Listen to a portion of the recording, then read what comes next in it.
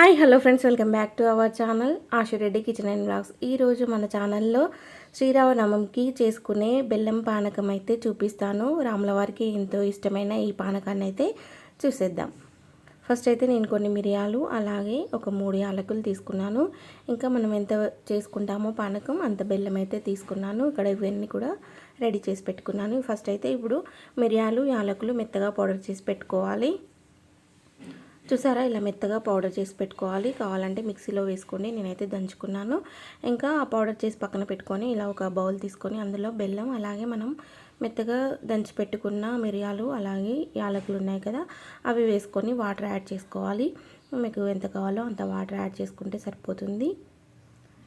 కావాలంటే సొంటి పొడి కూడా వేసుకోవచ్చు. నేనైతే మిరియాలు వేసాను కాబట్టి సొంటి వేయట్లేదు. ఇలా అన్నీ వేసి బెల్లం కరిగేంతవరకు అయితే కరిగించుకోవాలి. చాలా సింపుల్ అండి. శ్రీరామనవమి రోజు కంపల్సరీ దేవుడికి ఇష్టమైన పానకం ఇలా మనం చేసుకుంటే చాలా బాగుంటుంది. ఇంకా ఈ సమ్మర్లో ఈ వాటర్ తాగడం వల్ల కూడా చాలా మంచిది, ఒంట్లో వేడిని తీసేస్తుంది. ఫైనల్గా ఇలా తులసి ఆకులు వేసుకొని దేవుడి దగ్గర పెట్టేసి మనం తాగడమే.